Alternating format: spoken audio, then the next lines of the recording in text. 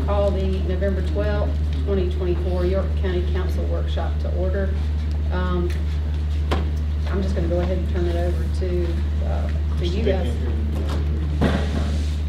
All right, y'all, it's going to be hard to hear, I guess, unless we holler and yell. Just so you folks don't think that we're rude or anything, workshops are typically a place for council to get educated about things, and we ask questions. It's not a public hearing, it's not a public thing. Things that we do typically come up in public hearings, certainly any kind of spending, so that there's certainly an opportunity for public input at that point, but just so that y'all understand what workshops are for and what we do, that's how that works. And I'll just ask folks to speak up so anybody can hear who wants to listen. Our first item is discussion regarding strategic plan goal quality infrastructure. Yes, so tonight. We got Bump coming in, so we're just now. Yes, there we go. Oh, wow, lion's happening. So tonight we're talking about 2 strategic plan goals. We talked about 2 last month, and we're bringing you 2 additional. Next month, we're going to bring you the last 2. And then when we get to January, February, and March, we're going to have budget workshops. So we're going to be more focused on the budget those months. And then the 3 months after that, we're going to go through the strategic plan goals again, like we're doing now. We're going to give you all updates on how we're doing, what we're learning, what we're trying, and that's going to feed into the adopted budget. So when we think about tonight, we're going to talk to you about quality infrastructure, and we're going to talk about premier parks. This is going to be a longer workshop tonight because we are presenting the findings from the Parks Master Plan as well. And so we're excited to hear from from Bob from Clemson, who's led this study. I want to encourage y'all though, the infrastructure goal is very different than the Premier Parks goal. The infrastructure goal, we're going to hear from Patrick Hamilton, who's one of our goal champions, is very straightforward. However, the parks goal, as you remember when we developed that goal, we said we wish we would have had this Parks Master Plan done before we had a strategic plan. So we're about a year behind on that, right? But now we have it, and we're going to use it based on y'all's feedback to feed into the actual goal. So tonight, I sent y'all 5 questions last week to consider as you read the Parks Master Plan. What I would encourage y'all to do is think about the process that council needs to go through in order to make some of these bigger decisions related to the Parks Master Plan. It's going to take a while just to go through the presentation tonight. The goal is for y'all to receive the information tonight, ask all the questions you have to our consultant, and give feedback that you're interested in giving. But we don't have time tonight for y'all to make decisions. What we need to think about is, are you going to send it to committee? Are we going to work on it together with the full council workshops? The key here is we need this information and your vision to feed into the budget process this year, future years, and we need to continue to resolve what y'all want to do related to parks. So this is just the beginning tonight. But with that, I'm going to hand it off to Patrick Hamilton. Every goal we have, we've got 6 goals, we've got 2 goal champions. Patrick is a goal champion of our infrastructure goal, as well as Eric Reckett. But Eric had a prior commitment tonight, so Patrick's here, and it's his son's birthday, so we wish his son happy birthday as well. But we appreciate you being here before you run home. Certainly, very good.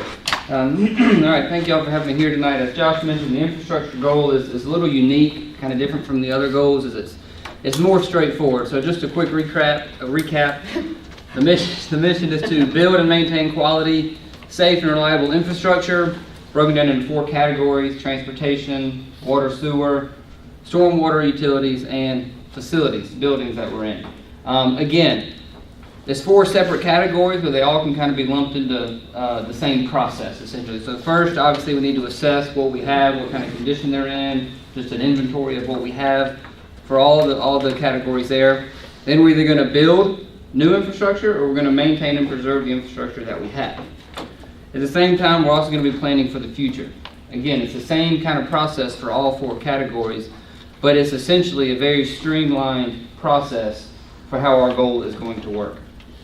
So with that, we broke it into 4 themes, which, as you can imagine, no surprise here: assess, build, preserve, maintain, and plan. These are the 4 major categories within the infrastructure goal that we will follow to hopefully be successful with our strategic plan. So with that, the assess, again, that's going to be kind of more of an inventory, a condition assessment. Some of these items, we've met with our strategic goal team back in October, and some of these items are already underway. We're going to be reevaluating every county road within our system. We're going to be taking a look at water sewer studies, rate studies, condition assessment. All of those things fall under the assess strategy. Then we have build. Pretty self-explanatory. Penny 5 was just approved, so we have more capital projects from a road standpoint to be able to build. The water and sewer, again, they're doing the studies under the assessment. That'll generate new capital projects for us to go out and do. Same things with our buildings and stormwater. Under the build category, it also looks at our current standards, that those need to be adjusted, our inspection requirements, our design standards. Those will also be evaluated holistically to see if any of those things need to be changed or updated. Funding, that's always a big issue. Whenever we want to build something, we have money to do it. We'll work with management on that part. Preserve and maintain. One thing I want to highlight here is road paving preservation. We talked about in the strategic plan about having a goal to be able to repave 15 miles of road each year. Now, I know I believe council has had some previous discussion about that, and we know it's $800,000 a mile to repave a road, to repave 1 mile road. That's worst case scenario. That's going in, rebuilding the whole base, coming back in with asphalt. That's worst case scenario. What we want to look at though are some other preservation type treatments. Maybe we go find roads that aren't in the worst condition, and we do what's called a mill and fill. We just scrape off 2 inches off the top and come back and put a layer of asphalt over top of that. Or maybe there's a thin lift overlay you can do. There's a fog seal, there's crack sealing, there's different types of methods where we don't have to spend $800,000 a mile. Maybe we can spend $250,000 a mile. That dollar will go much further and be able to get to our goal of 15 miles. So don't have the sticker shock when we say we want to pay 15 miles of road a year. That's going to be all combined with fully repaving a road, reconstructing a road, but also just being able to preserve some county roads as well. And also under that same note, I believe Josh has pointed out to y'all, we have received $8 million from the state budget to go towards county transportation projects. So at some point, preferably in the near future, we want to have some discussions with y'all about how the best way to spend that money and divide that money up as well.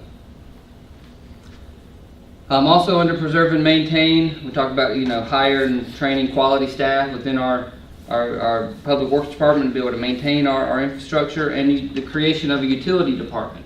I believe they're in the process of hiring a utility department's manager at the moment, so more will come out of that over the next couple of years. Again, it's a 3-year plan, so we have time to be able to create that department. And then plan. Obviously we want to coordinate with economic development, see what they have planned, kind of coincide with our water sewer projects, our road projects. Transportation collaboration, we want to be able to, what's pointed out here is coordinate with RFATS, SCDOT, Rock Hill, Fort Mill, see what everybody else is doing to make sure we're on the same page and not duplicating any efforts out there. And then facility needs, facility space needs, do a full assessment on the county facilities to see how much space and actual areas that we actually need to be able to, for the employees to be able to work in and do their job.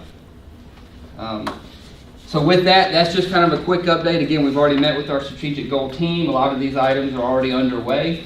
We're continuing to move forward with those efforts. Once we get some more of the priorities from y'all, again, infrastructure goal is a little different in that it's already kind of has a streamlined priority of the steps that we have to take in order to complete the goal. That's kind of a quick recap of where we are right now. So I guess we'll open up any questions that you may have, anything specific or in general. Given the goal of 15 miles of roads, and you have $8 million coming from the state now, right? That's just for this year, yes. Right. So do you think $8 million would cover the variety of types of paving you would do? So you said you could do the 2-inch, you could do the first 2-inch, then you could actually scrape the road and repave it. So do you think $8 million could take care of 15 miles of road using the variety of options? I would say it certainly could. Depending on the funding level, will determine how much of each treatment that gets done. So obviously if it's a lower dollar amount, we're going to have to do more of the preservation type treatments, which is your fog seals, your crack sealing. The higher funding amount we have, the more full repaving and reconstruction that could be done. For the 8 million, again, that's just for this year. We want to be able to do 15 miles without any state funding by year 3 of our goal, of our plan. But what if we receive state funding? What if we receive the 8 million for roads? Certainly, we can put a plan together to spend that $8 million, again, on a different variety of roads based on the condition of each road. And one of the things we've got to remember with that 8 million is there's a couple SIP projects that we're waiting for clarity from the state on as well. And so as we wait for those projects, we do want to make sure we're holding that 8 million for a little while before we get clarity on what they're going to do to help with these projects. Are we committed to all 3 of those interchanges? Not at this time. I mean, we're working through kind of the funding model right now. Yeah. But the 8 million is important because that needs to be spent on the transportation network. And I think we're committed to doing that. I think there's a variety of ways we can do that, which is why we wanted to remind you all of that. We received it recently, and we hope to receive another 8 million next year potentially. But this is something that is a tool that we can use to accomplish this goal. I think when we look at road ratings, though, I think the end goal is to be able to come up with a strategy that's sustainable into the future so that our roads aren't getting to the point where they're denigrating and falling apart.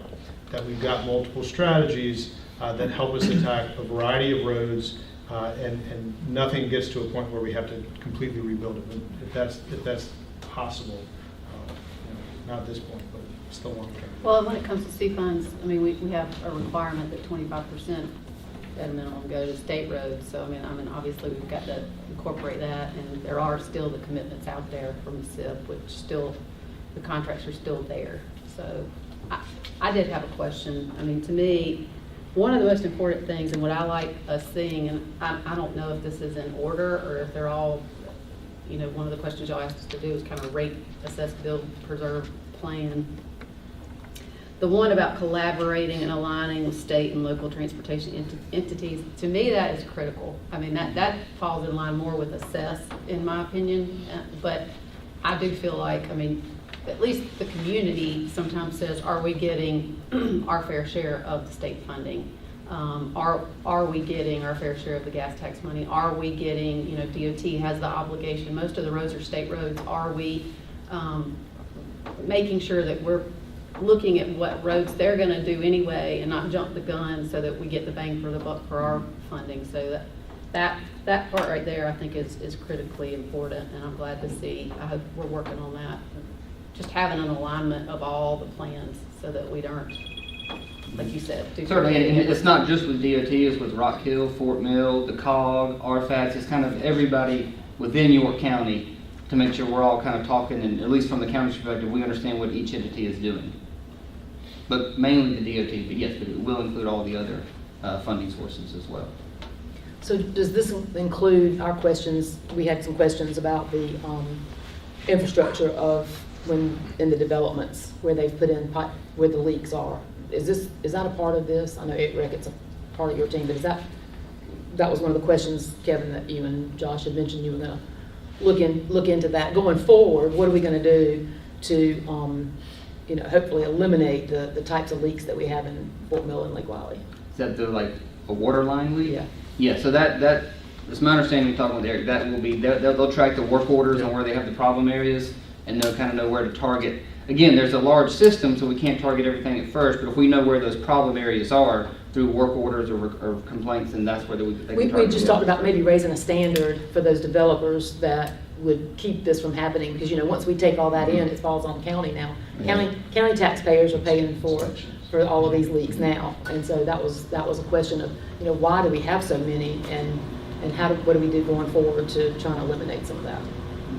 All through what you all provide us in the strategic plan, it talks about assessments and studies, so there's a lot of background foundational work that's still required, so we kind of know what our obligation would be long term. Is that right? Right, and that's kind of said ours is more kind of a linear process.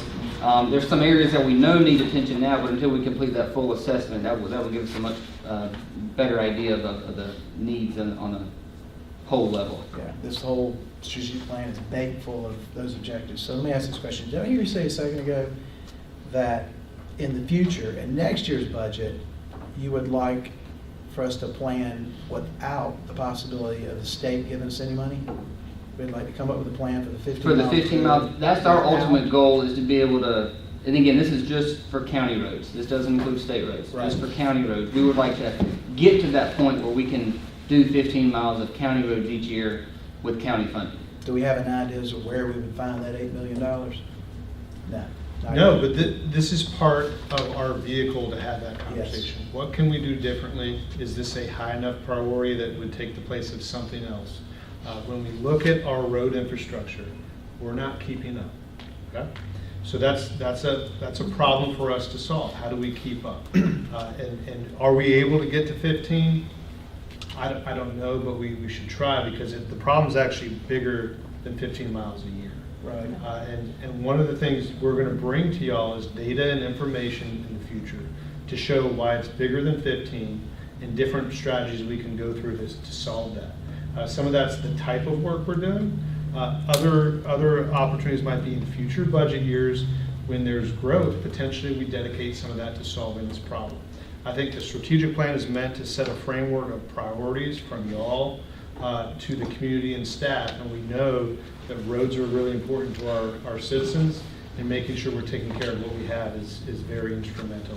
So this goal is all about taking care of what we have and planning for the future in terms of infrastructure so that we're not playing catch up in some areas like we're doing now. I want to comment on that very quickly. So those of us that have read through the strategic plan and studied it, those of us that read through every page of the budget booklet last year, can glean that our county has run very lean.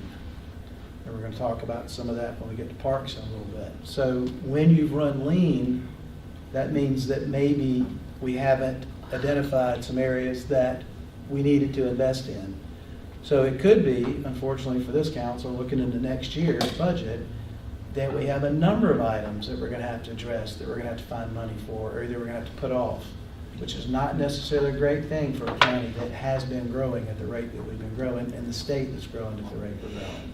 So we got a bit of a challenge ahead of us, and I would hope that the public wouldn't look at this council as a bunch of tax and spend council members, because this is complicated. When you begin to look at everything identified in the strategic plan, these are expensive things that we're having to address that may have been put off and not addressed. Well, and I would say in terms of roads, and we can talk about parks later, I think what we're trying to do is be open and honest in our communications about the future and bring forward data that shows where we're at. And so that's what we're going to use this initiative to do, is we're going to say, hey, this is the amount of roads lane miles we've been able to do this year.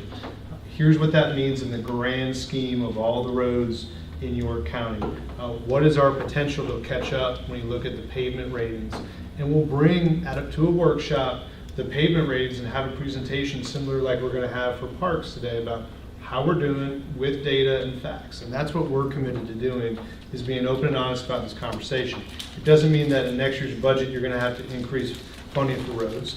But in the future, we might develop a plan in order to catch up over a certain number of years, potentially. And that's where council can speak into that. But we're trying to develop a sustainable plan to play a little catch up, but to also make sure that in the future that everybody has what they need in York County. So, yeah, don't know what that's going to I translate have a to. quick question on how your assessment of the roads, how is that going to play out in 7 districts? So- Like, you know, when we do our C funds, we get Correct. so much, and we have a list of roads and the most important, Right. you know. So from the county roads perspective, this winter, we're gonna go through and assess every single county road that the county, and I think it's about 500 miles worth of paved roads. Mhm. And then those will be ranked from 0 to 100, 100 being a perfect road, 10 or 15 being a terrible road. And I guess those are discussions that we'll have to have. Typically, when we look at those, we can't just do all the worst roads. And that's where I'm getting into some of the preservation type treatments, where we do roads that are in decent shape, but we got to preserve them to make them last longer before they get to the terrible condition and we have to rebuild the entire road. I think what you're asking is how do we differentiate those amongst each council districts? That's tricky because all council districts aren't created equal. Some council districts have 200 miles of county roads, others have 30 miles of county roads. So I guess that's a discussion we're gonna have on basically how that money gets divided up amongst the districts. I think that's answered in 1A of the strategic plan too, one of the initiatives. Yep. Yeah. That's it. So we sent a survey in advance for y'all to fill out related to the themes, and I know it was a little different than last time, so we only heard from 2 of y'all. So when we get through Catherine's presentation, we're gonna ask y'all to take that survey if you haven't already. But as Patrick shared, the themes are kind of in order here, but we wanted to make sure y'all didn't have any other feedback in terms of the actual initiatives and strategies for infrastructure. Questions, feedback, priorities? Just applaud you for how you've laid all this out and the work that staff's gonna have to do to make sure that we're ready for the future. I think it's incredible. Good job. Anything else? Bump, did you have anything? All right, that is our first goal. Thank you, Patrick. Happy birthday to your son. All right, so we're going to shift from infrastructure to Premier Parks. And so I'm going to introduce Catherine Jones, our Parks Director. She's going to give a similar presentation related to Premier Parks. And then at the end of that presentation, after we've answered your questions, we're going to have you all fill out the survey, and then we'll transition to Bob with the Parks Master Plan. All right, thanks, Catherine. Good, thank you, Josh. Good evening, everybody. I know we're all very excited to be here. I know we've waited for this night and for Dr. Brookover to be here from Clemson University to be able to share the Park Master Plan. But first, want to just go through with you the Premier Parks goal.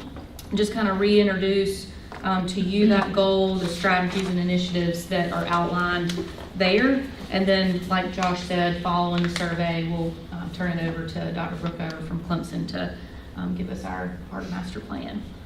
So, what is Premier Parks? What defines this goal? Develop and offer premier parks and recreation opportunities that enhance residents' quality of life by providing a wide variety of safe, unique, and highly desired recreational experiences while also protecting the county's natural assets and heritage.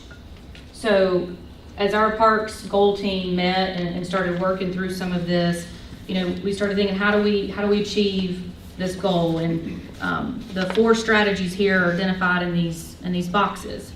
One being, be a premier recreational destination that offers that wide variety of recreational experiences. Protect our natural resources to ensure sustainability. Collaborate with stakeholders to support and enhance parks and recreation experiences throughout the county. And then lastly, expand facilities and services to enhance quality of life.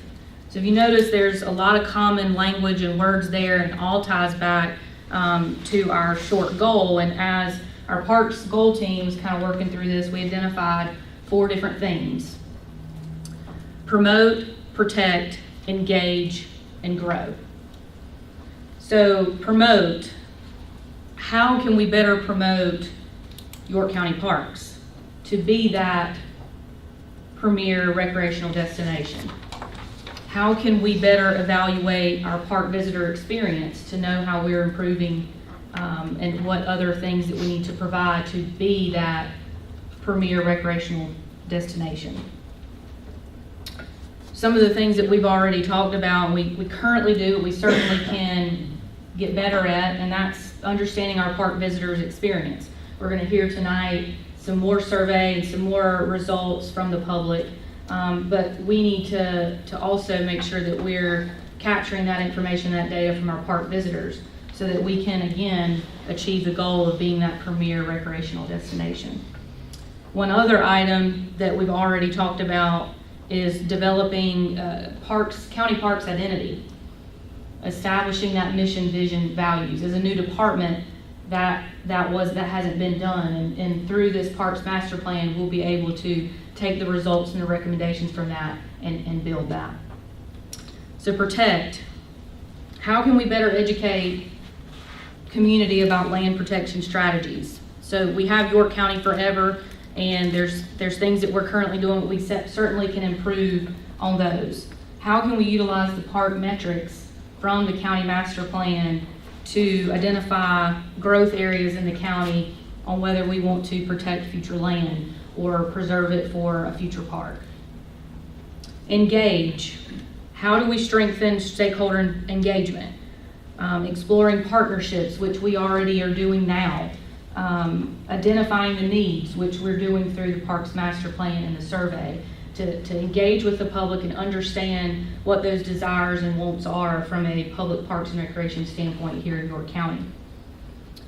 Also, how can we improve the feedback loops with the public, making sure that they understand who we are and they're getting the accurate information. We want to make sure that our vision is clear, that we're communicating that vision to the public. And then lastly, grow. And growing will be prioritizing the recommendations out of that Parks Master Plan to enhance facilities and services. So part of that, there's a needs assessment and identifying what other facilities are desired, what other amenities, what services do we not provide now that maybe the public wants us to provide, and taking those and filling those things into our plan and prioritizing. How do we ensure that our parks are properly staffed now and in the future? So as we're growing, and again, we're a brand new department, things that we've got to identify and prioritize is those staffing levels for our existing parks, but then as we bring additional parks online, how are we going to sustain those and make sure that we're providing safe, quality parks by staffing and operations? And then, so lastly, I just kind of summarized those 4 themes and then what we talked about under each of those. So creating that identity under promote, evaluating the park experience, investing in park improvements. So as we start to bring parks online, where are we planning for 5-10 years down the road for capital improvements that may need to take place? Take Field Day Park, for example. You've got a lot of artificial turf there, creating that CIP to invest and replace that in due time. Playground surfacing, all of those things need to go back into planning and investing into park improvements. Protect, creating those land protection strategies and educating landowners on what those opportunities are. Engage, in identifying the stakeholders, exploring those partnerships, which again, we already are starting to do with current staff, and then communicate the vision. And then lastly, grow, prioritize those needs, develop funding strategies, and ensure sustainability from a park operations standpoint. So with that, do you guys have any questions? I kind of wanted to run through this because I know I wanted to leave enough time for Dr. Brookover and for you to be able to digest his plan and ask as many questions as you have. If you don't have any. So, survey. remember y'all, one of the things, I think it was Debbie that shared this during the development of the strategic plan was, hey, we don't have a master plan, it's hard to do this. And I think part of what we hope y'all think about tonight is, your feedback and how we move forward with what recommendations you want to move forward with out of the master plan is going to backfill the initiatives in the strategic plan. And it's going to help prioritize the goal. So I think that's one of the things in the email I sent you, the 5 questions. What I'm really trying to encourage y'all to think about is what's our vision for York County Parks over the next 20 years. I think council needs to deliberate that and work through that over the coming months. It doesn't have to come out tonight, but we need to work through that. And I think the process that you outlined to do that, potentially you can outline that process tonight at the end of the presentation. I think we've got to figure out how to balance the operating and capital needs in the short term with the current land we have versus the long term and new things potentially that y'all might want to do in 10 to 20 years. And so that's a CIP conversation. I think potentially we have some of that conversation during this budget process related to CIP, and maybe that's in future years too, in future CIP conversations. But the sooner that Kevin and Trish are able to understand y'all's vision and work that into a potential CIP budget, even if it's 10 years out, we're able to give y'all answers to work through that. That's not going to happen tonight. That might be at a future committee meeting or a future workshop, but those are things to consider as we move into this next part of the discussion. I think the timetable and thinking about future years that we build out potentially some of the parks we have right now. I think we're going to be looking for y'all's feedback in terms of more specificity around, hey, we want to see this by this time. That's the level of specificity we're going to need to get to at some point. And then, during the last year's budget process, we had conversations about the rec tax that I think were very similar to what we've had in prior budget conversations. I think that's something we need to work through over the coming months as well, because that is part of this conversation. Now, how do we pay for this?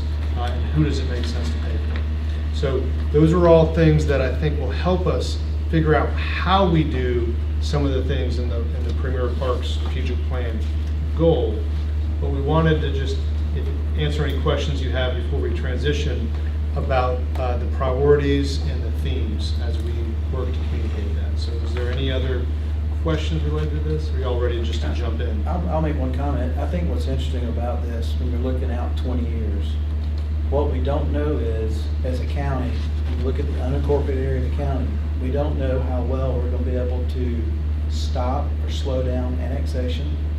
And we don't know how fast we're going to get water and sewer, how slowly we're going to get water and sewer out in the unincorporated areas of the county.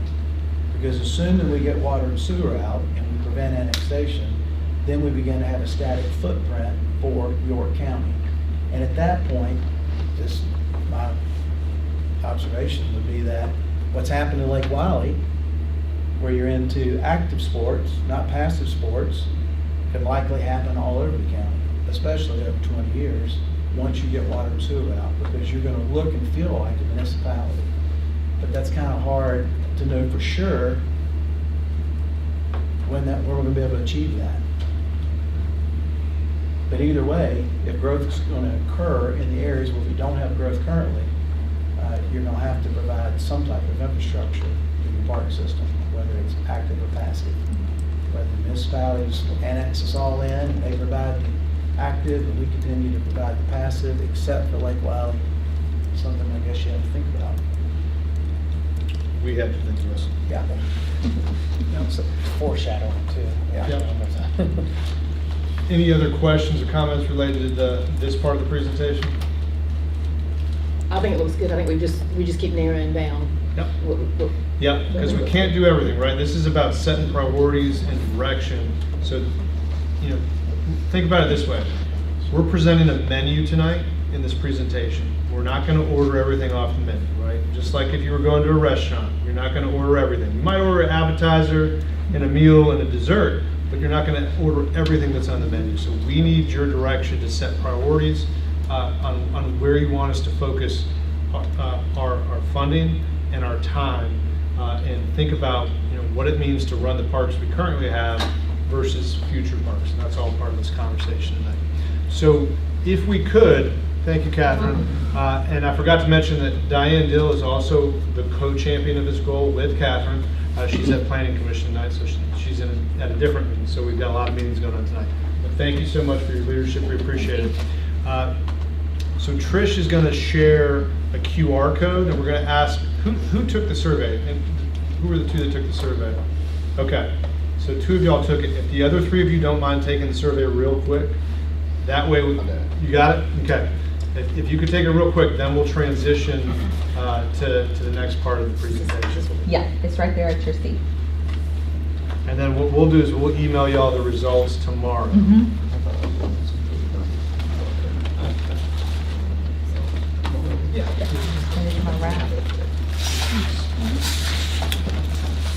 And just let us know when you're down here. Is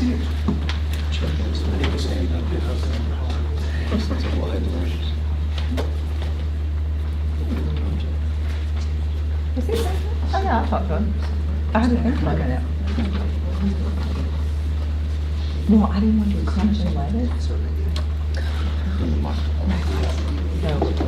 it's a good stop.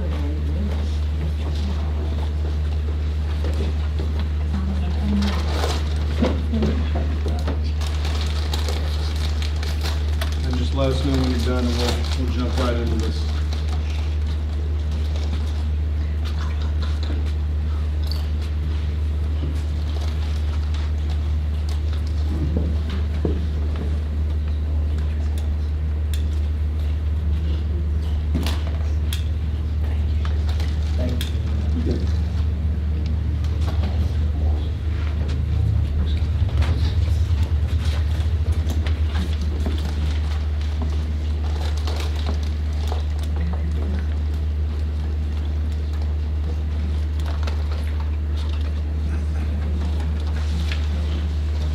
Good? You got yours done?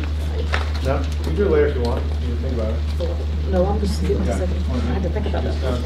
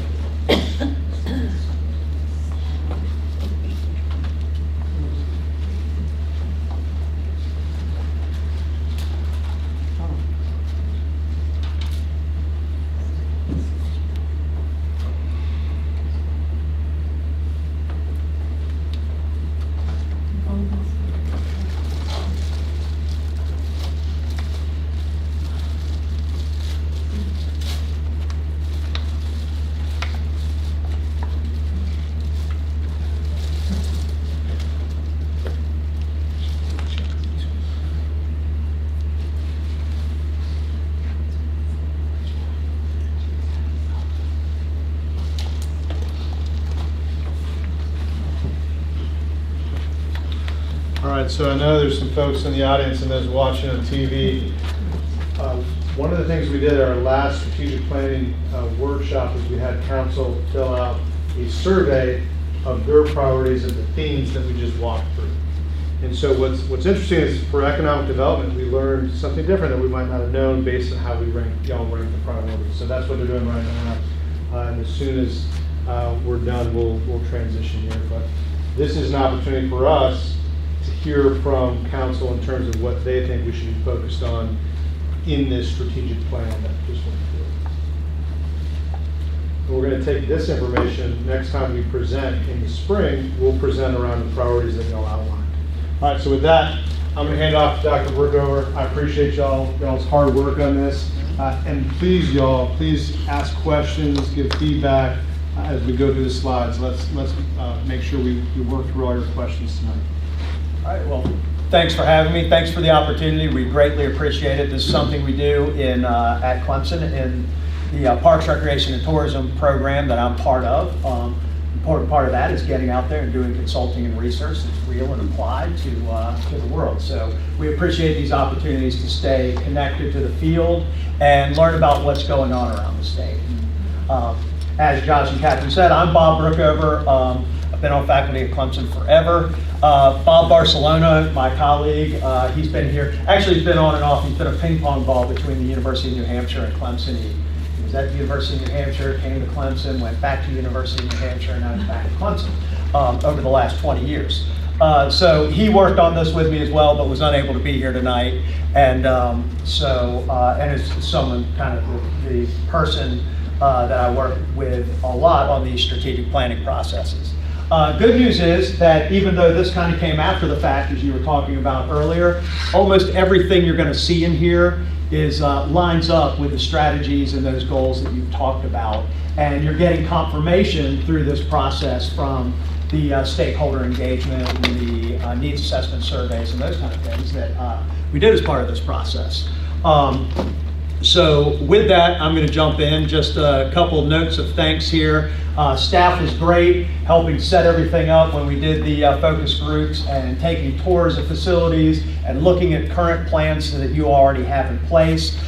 They were outstanding. I met with all of you all on Zoom at some point, so appreciate you all taking the time to do that, as well as staff and administration with the county as well, to kind of, as we look through those issues. Stakeholders in the public, very engaged when we did the focus groups.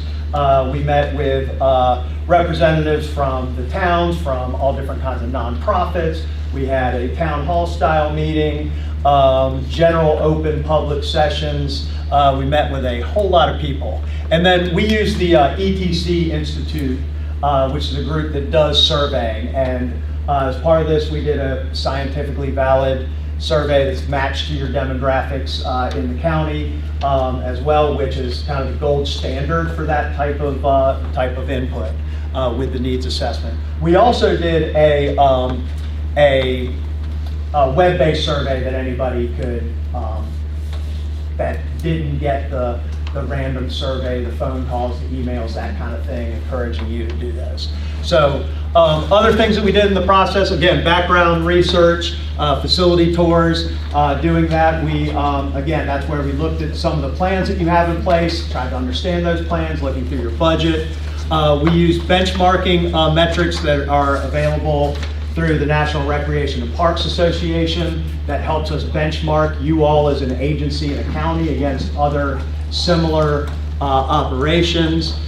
We use Placer AI. That's one of those SPY systems, cell phone data systems that I think y'all might, someone in the county. Yep. CVB. CVB uses it. So we did Placer AI reports on all of your parks that look back a year of visitation at your current parks. Obviously for Ebenezer, we did the year before since that's been shut down for renovations. Again, we had a variety of different meetings with administration, council, and staff. Those focus groups and town hall meetings, we did those over the course of a couple of days back in July, August.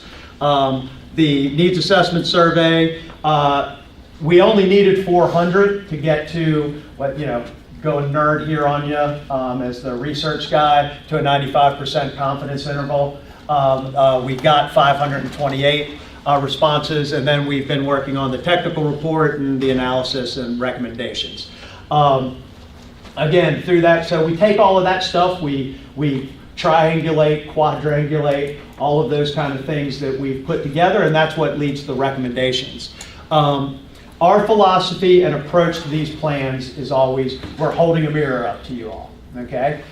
We've gotten all this input, we're holding a mirror up and saying, this is where you are today, this is kind of where we heard people want to go, and here's some things that you all need to consider or think about to get there. And again, we've got a lot of stuff. I'm not gonna run through absolutely everything in the technical report tonight, but I'm gonna give you a pretty good flavor of some of the data that we used, and then go through kind of the high-level recommendations that we're making. There's more detail in the technical report that you all got as well. So again, the other thing that I like to say, as someone who has served on council and that kind of thing in Clemson, is that, and Josh kind of alluded to this as well, you own the plan doesn't own you. So there's going to be a lot of things here, and it's going to be up to you all to decide, your vision for this plan, your vision for your Parks Department moving forward, and what you're going to do. Because there's a lot of stuff here. And y'all are going to have to, at some point focus in on what's most important and what you're going to be. And there's a lot of questions, as Watts was talking about, with the way y'all are growing. There's some unknowns in your future that you're going to have to be adaptable as those things become more apparent. High-level observations. The most obvious one, y'all are growing like crazy. You're going to continue to grow like crazy. You all are part of the Charlanta mega region, which actually goes all the way Raleigh-Durham, through Charlotte, Atlanta, down to Birmingham, Alabama. It is like, South Carolina's been the fastest growing state by growth rate the last year, and I think maybe the year before, and it's looking like we're going to be there again. That mega region is one of the fastest growing mega regions in the world. It's by some metrics, it's like the 12th or 13th largest economy in the world, and you're kind of dead center of it. So over the next, as you think about a 10 to 20 year vision, growth projections are often just a little target. You're probably going to blow through the growth projections that you're seeing from census data and those kind of things. And I know that a lot of people in the room are like, oh my gosh, what are we going to do? You know, that's a hard thing to address. Your department is about 2 years old, relatively new. You've jumped into this, it's great. You all have some amazing things and a ton of potential, but you've got some things, as you'll see, that you really need to think about. Your all staff is amazing, and you are getting unbelievable value out of them and a lot of hard work right now. As Watt said, y'all have operated very, very, very leanly. You all, if at certain places, if someone's gets sick, if someone's on maternity leave, if something like that happens, your staff is like in trouble being able to catch up, and keep up with what's going on. But they are incredibly dedicated, incredibly hardworking.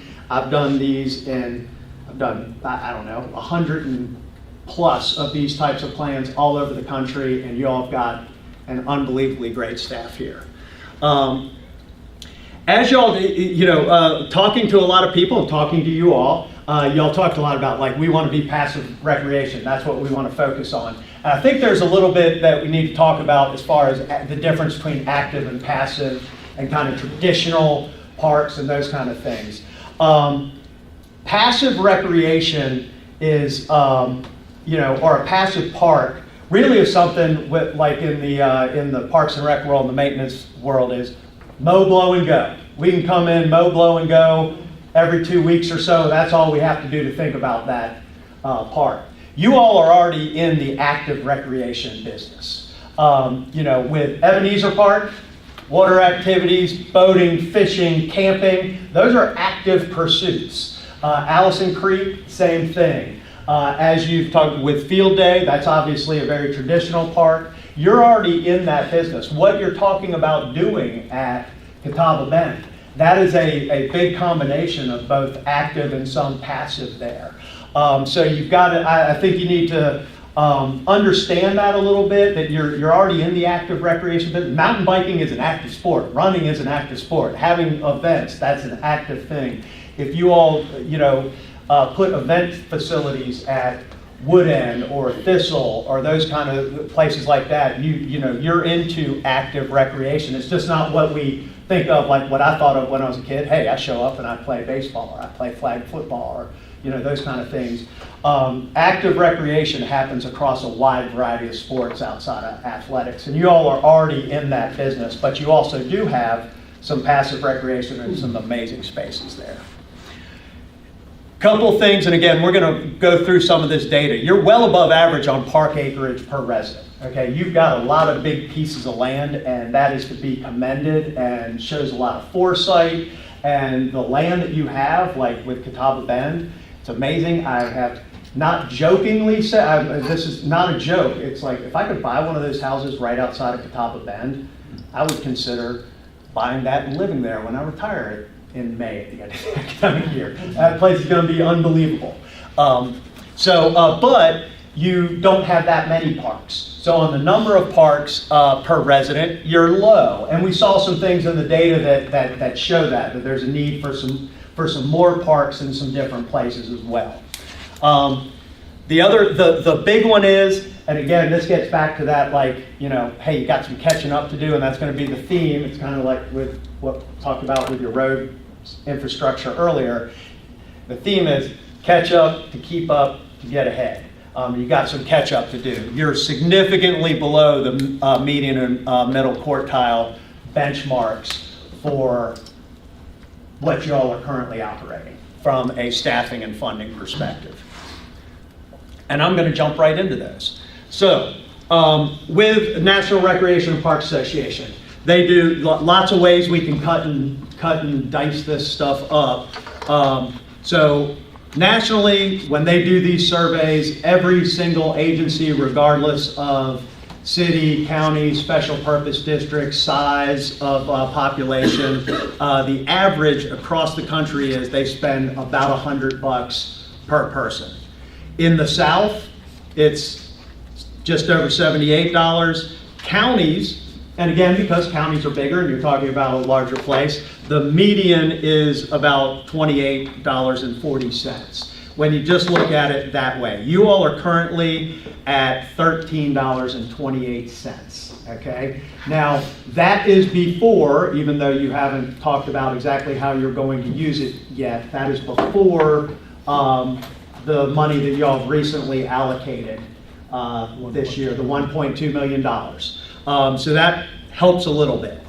Now, a better way, and I think the middle metric is a better way for you to think about how you compare. Because, like I said, once you have a park, once you have that land, it costs money to do that. Whether it's mow, blow, and go, super passive, or it's a active park like Allison Creek or Ebenezer or Field Day, those are not inexpensive to maintain and operate.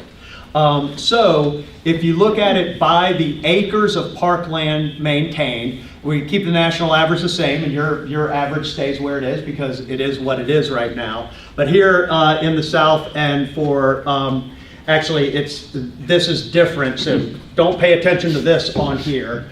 What you want to look at here, you all are in the range. You actually have over 3,500 acres. I think you have 4,200 acres with Worth Mountain, but because Worth Mountain currently, you have DNR, right? Correct. Couldn't remember if the DNR's there. DNR managing that park for you, which is a great relationship for now, but in the future, I think you're going to need to think about that as the county continues to grow and expand, and there's some great opportunities out there as well.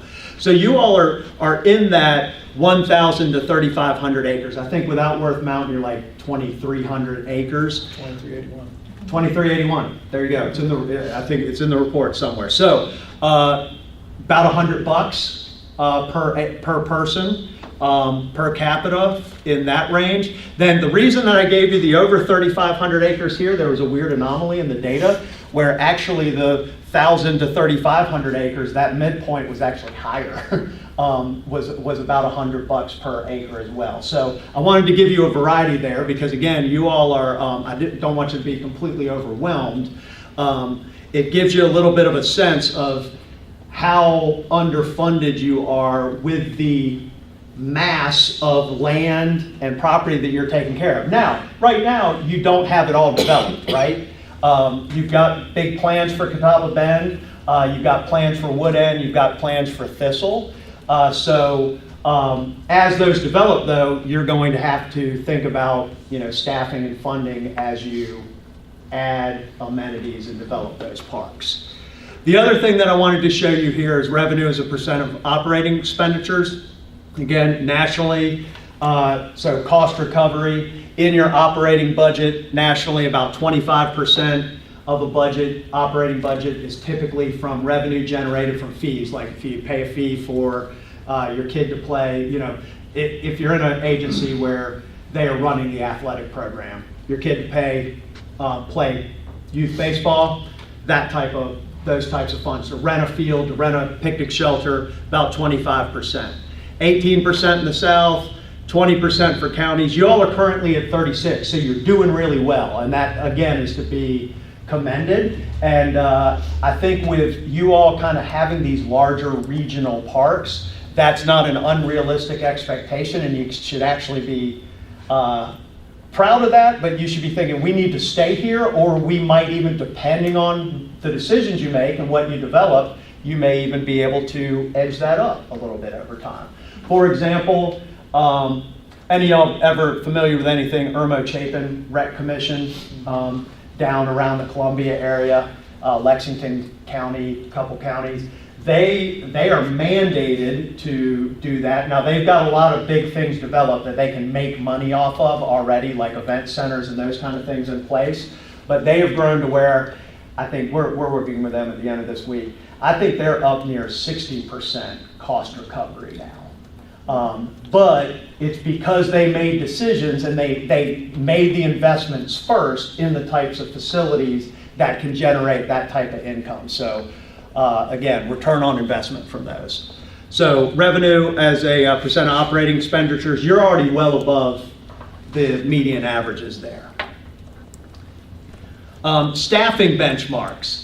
Again, so national, and this is with populations that are in the range of your unincorporated area. Of course, now y'all are 303,000-ish county-wide. And the parks that you all have are going to be, are already and will continue to be parks that serve the entire county, whether you live in the city limits of Rock Hill or Tega Cay or anywhere like that. These are parks that are going to be attractive to people from all of those areas are going to use. So you need to think about that a little bit.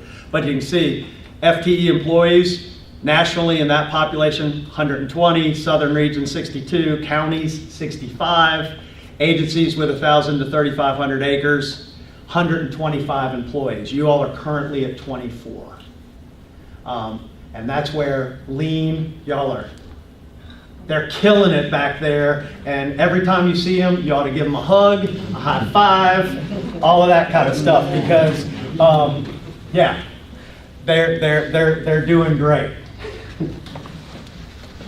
Park acreage benchmarks, and this is why I said parks per 1,000 residents. Y'all are doing here at the bottom where we get to you all. The number on the left is based on your unincorporated population. Number on the right is everybody with the 303,000. You can see you're doing really well there. You've purchased big tracts of land. You have big tracts of land. You all are in an enviable position from that for any county out there, probably outside of Charleston County, that has done well on accumulating. You are very land rich right now. That doesn't mean like rest on those laurels, because again, with growth, if you all really want that preserve goal and strategy, you're probably going to need to think about a few other things, or else it's going to be gone, in the future. But there you can see, and then the residents per park, this is where you see that like, hey, the number of parks you have skews this, where, again, we saw in the data that, people probably want some, maybe smaller community-sized parks elsewhere, and there's a need for that. But you're high there, you want to be low. Lower is better on the one on the right. All right, getting into what we did. Focus group, town hall priorities, things that we heard. Again, comments in surveys.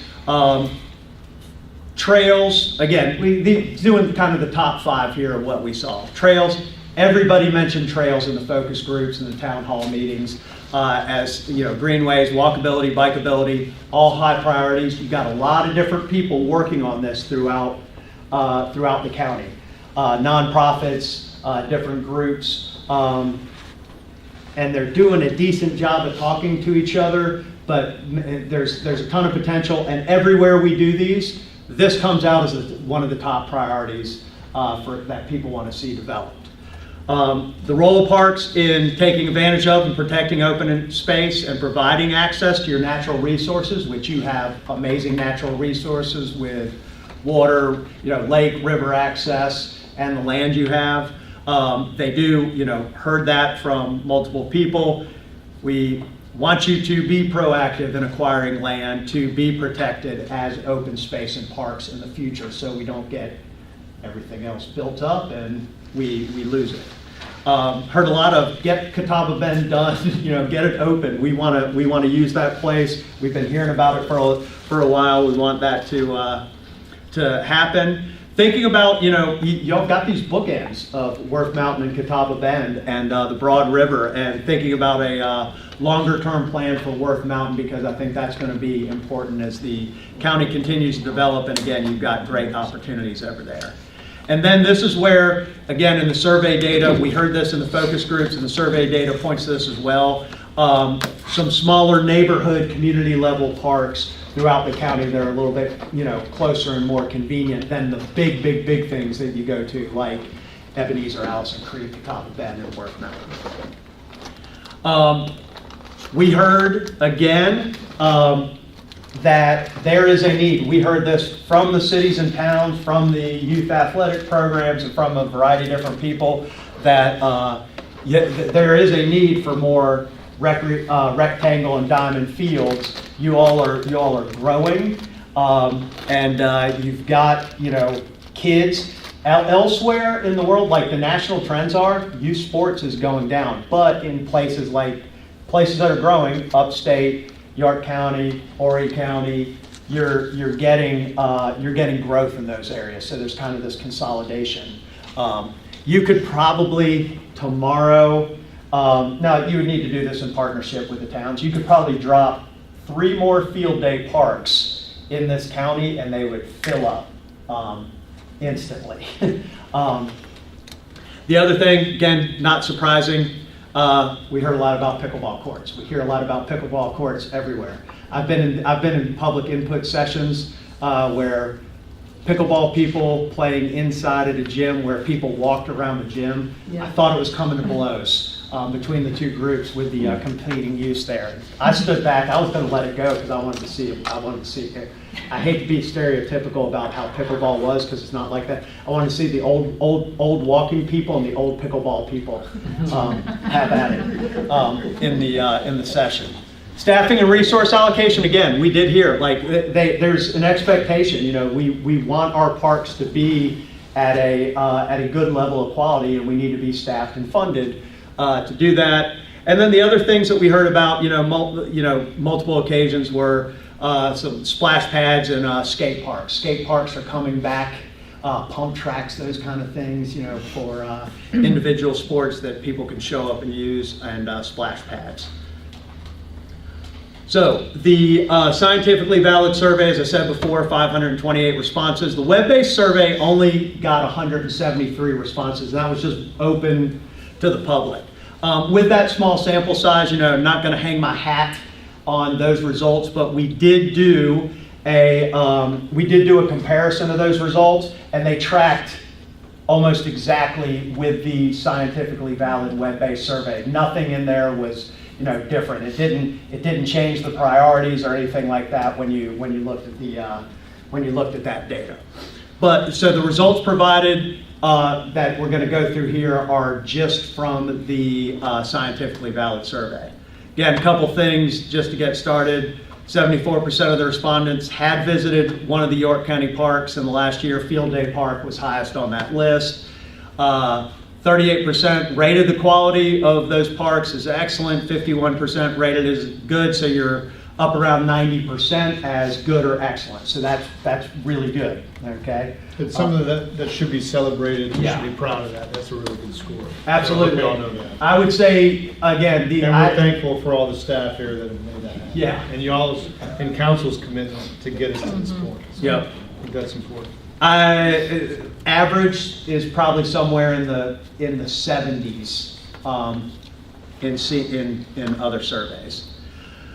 Residents, you did get across the board, again, that's your biggest population center. So when you look at the breakdown of where people live that responded to the survey, Rock Hill, 27%. Between Lake Wiley and other unincorporated areas, you were about 47%, which was within striking distance and gets you there with your unincorporated as opposed to your incorporated areas. And then you can go down the list there and see where respondents came from in the survey. Again, I've also found, again, having done over 100 of these, guess what? It doesn't matter what color you are, how old you are, where you live, that kind of thing. People kind of want the same things in this space typically. But we got a really good, again, and that's one of the things ETC does is make sure that, and we worked with them and made sure that we were going to get a representative sample from the unincorporated area as well. But when we looked at the results, there wasn't any difference of what unincorporated people wanted as opposed to anyone else there. One of the things that ETC does that I really, really like, they do these, they ask a lot of questions in the survey, but they take a number of those questions that they put together, and they come up with these priority investment ratings that look at a number of the items in the survey. And and come up with priority investment ratings. This is for facilities. You can see neighborhood parks, as we said, some of those, smaller community neighborhood parks that we heard in the focus group, and you have a you have a low number of parks for the number of people in the town. Lines up perfectly with what we saw in the survey. Natural and conservation areas, paved connectivity trails, trails, greenways, splash pads, interactive water play, unpaved hiking trails, paved walking trails, open green space, large community parks. We get to senior indoor and outdoor activities, fishing areas, off-leash dog parks. You have a lot of these already in place, but you can see that there's, this is what you want to keep up with as you're moving forward, and some things that you might want to consider going there. Now, like I said, just from this, one of the things you'll see in the survey, rectangular sports fields, diamond sports fields, they were a medium priority and a priority, but again, trend level, participation, that kind of thing, you could do these and they would be well received and well used there. Programs. You all don't do a whole lot of programming now, right? You have some partners that do programming in your parks, but again, things that people would like to see in the county and see as gaps here. Special events, markets, adult fitness and wellness programs. We'll talk a little bit more about these a little bit later. But again, you've got this list, so as the county develops, you all will probably need to think about that based on what Watts was talking about earlier, how much programming and what types of programming you all might get into as, again, growth continues. They also do an important satisfaction gap on some of the other things we ask outside of the specific programs and facilities, and they talk about like, hey, how do you feel about this? How important is it to you, and how satisfied are you with the variety of different types of parks in the county? The number of parks, availability of information. And so this gives you some things to think about from an administrative perspective, from when you go into developing some facilities and programs, some things to just be thinking about. Mostly, again, how you're maintaining some policy things as well. But this gives you like, hey, we definitely need to be thinking about like, hey, a variety of parks. We need to be thinking about the number of parks that we currently have. But then we get into things like promoting our parks, the quality of the programs, our overall value, what are the variety of the programs offered by the county, security, all of those things. So this gives you a way to think about that stuff.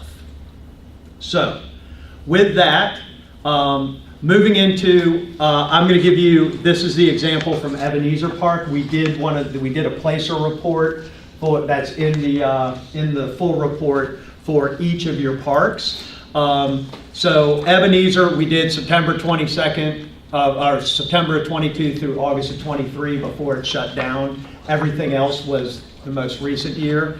But you can see that you had about 101,000 unique visitors that were picked up through the cell phone data, averaged 2.5 visits for a total of 257,000 visits approximately. Average dwell time, you got people staying there, you got camping and everything like that, but people that are there for the day, a long time. About 66% of those unique visitors live more than 10 miles from the park, okay? While just under 66% of those total visits are made by people living outside. Placer gives you kind of the average across the days for the year that you can see. And then this is your trade area. Just like you would do like a trade area for a business in Placer, you can go in and like grab the Walmart and it'll tell you what the trade area is for the Walmart. And this zooms out further. And one of the things you'll notice, when you look at the report, Ebenezer, Allison Creek, when you all open up Catawba Bend, y'all are going to see, you all are already in what established York County as a premier recreation destination.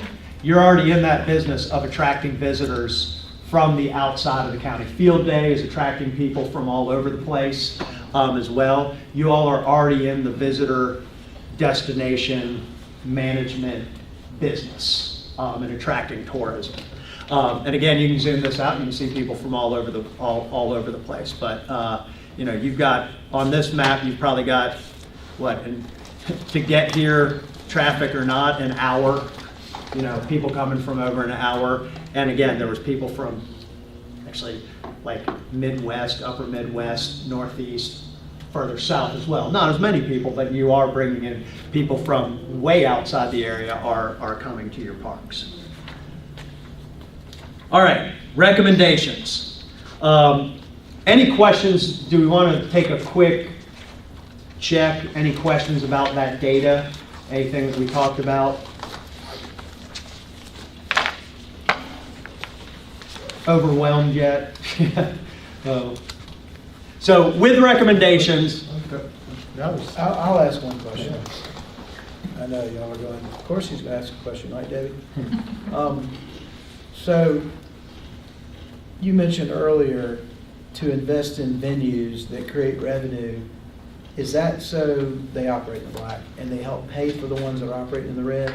yeah, if you could, yeah, you're always, in Parks and Rec, you're gonna have some lost leaders, things that you ought to do anyway, that are just good for the public benefit, good for the social benefit, good for the health benefits. So if you, as you think about investments that you make in the future, if you can, like, you know, Charleston County, for example, everything they do, they're trying to make money on those big parks, you know, like James Island. They are in it to, you know, they buy debt on revenue bonds and that kind of thing.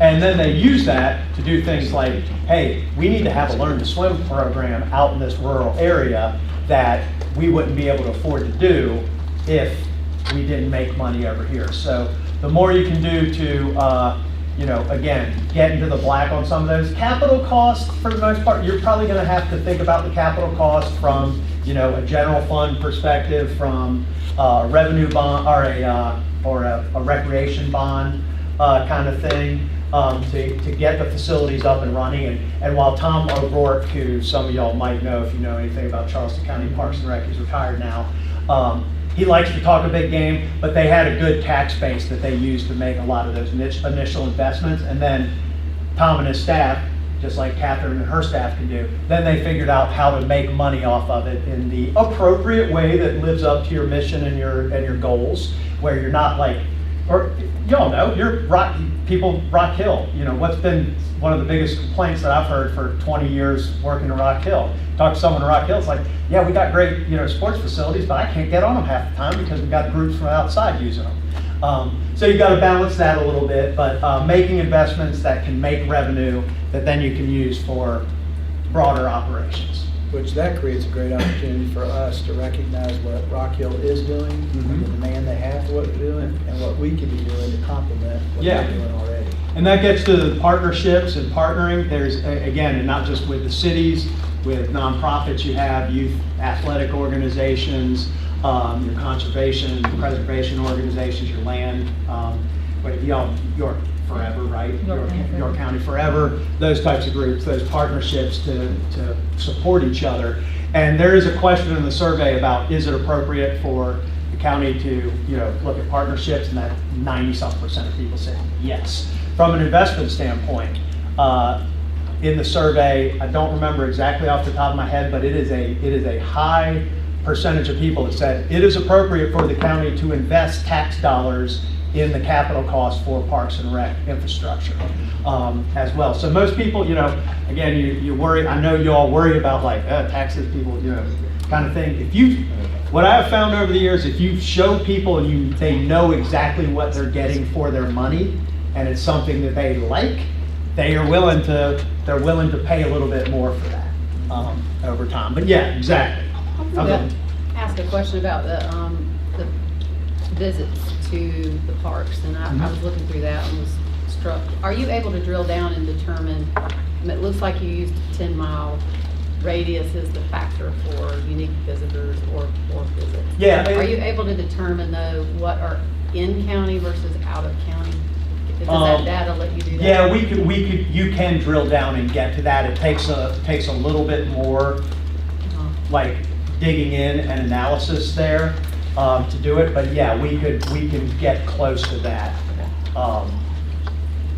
through the data that they have. It's just right now, the dashboards that they have that pull up, it just does it by, distance at this point. But we can pull all those zip codes, figure what's in county and out of county, and give those percentages Okay. as well. Yeah. Did we all get that? That's what I sent you in the email Okay, so last we've week. got. That document is in your inbox, yep. Okay, awesome. So, Same on the I survey. don't have to take as many notes. yeah. Yep.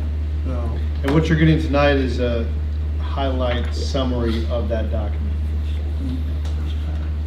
So again, as I said earlier, the theme of catch up to keep up before you can get ahead, because you do have some things that I think you need to be thinking about here. And the first is, again, it's not a chicken and the egg thing, getting to the point where you're doubling your operational budget and staffing as quickly as possible, because again, your staff is stretched thin. And so in order to continue moving forward, even with doing things like what you're thinking about developing in Catawba Bend, Wood End, Thistle, that kind of thing, Catherine doesn't even have an administrative assistant. So if she's out of the office, that's a problem. That's your most important thing that you can do, is get yourself staffed and funded correctly so you can begin to catch up. So then you can keep up with the plans that you currently have and the expectations that you've set up for yourself already. I'm just going to jump right into one that I'm sure is going to be controversial, but your budget's very convoluted. It's very confusing. You've got like 9 different funds that you're operating out of, and the recreation districts are part of that thing that makes it a little convoluted and confusing. That area is kind of operating as a special purpose district, or a town would operate, but now the county is in there supplementing, operating, and overseeing that. Greenville County, 10, 11 years ago now or so, they had a special purpose district, and they dissolved that and absorbed it into county operations. I think that's something you all ought to study and really think about moving forward. How do you think that's controversial? Maybe you might get some blowback from the people in those areas. However, if the way that It would end their tax, right? what's it potentially, and I think you would, and that's what again, if we want going below the surface, you'd probably roll that tax back over a couple of years, and that's I don't kind think of that's what. controversial at all. Yeah. Yeah, but it's So- got to be replaced with another tax to It's- cover the expense of the services in the area. Right, and that's where I think you need to think about then how you look at, where and how you charge your millage across the county and those kind of things moving forward. Now, I think you're closer to this in conversations that we had the other day to your 8.75 million. I think you're closer than you think to being able to get there if you think about kind of reorganizing some things and sources right now from an operations perspective. And it's not like, hey, you just got to go, you've got to raise tax millage to get there. I just want to comment Yeah. on those two things combined. I don't think the first one is controversial at all. I do think it might be controversial if those tax districts were not in the area of the county that draws in the most hospitality tax. Mhm. So there's a lot of hospitality tax that's leaving our area, and if you take that those hospitality dollars combined and you massage that, then that's very doable. Yeah. So again, I think it's good. And again, as someone who works in on a lot of finance projects as well, I like cleaning. And right now, it's just not, this would clean it up. And again, I think for the people in that area, just figuring out what the rollback is as you go forward, and how you absorb the debt and the operations and that kind of thing within your operation. I think the people are kind of tired of being on the back burner. Yeah, and it makes everybody the same, because right now it's, that area is a little bit, again, it's getting to operate like it's getting, like it's its own thing. It's being funded that way, but then it's operating differently. So again, it's not a great situation. growing that operational budget to the 8.75 million, and again, in some conversations, I think you're closer to that again with a little reorganization, and that's operational funding, not capital. Again, as you grow that operational budget, and as you're thinking about what you're doing, I think, you want to keep in that target range of 30 to 35% cost recovery, and I think that's doable as well as you add things. So in that 8.75 million, that would be about 2.6 to a little over 3 million. In cost recovery right now, you're at 1.7 or something like that. So you have some work to do there, but think about that, and again, scale that up as over time. Again, with what you all have on the books, and looking at what you all have, I think you probably need to be thinking about like some dedicated millage or a bond referendum for your capital projects, because it appears right now that you got a whole lot of eggs in one basket with Catawba Bend, how you're funding that through accommodations tax and hospitality tax. And I know that plan came back a lot more expensive than you all originally anticipated, potentially. But again, that is your, that place has the potential to become like your national award-winning, everyone in the world is coming here to see what we've done. We're jealous of you. Bob Brookover wants to move there and buy a house right outside of that place, knowing what the potential is. Amazing opportunity that you all have.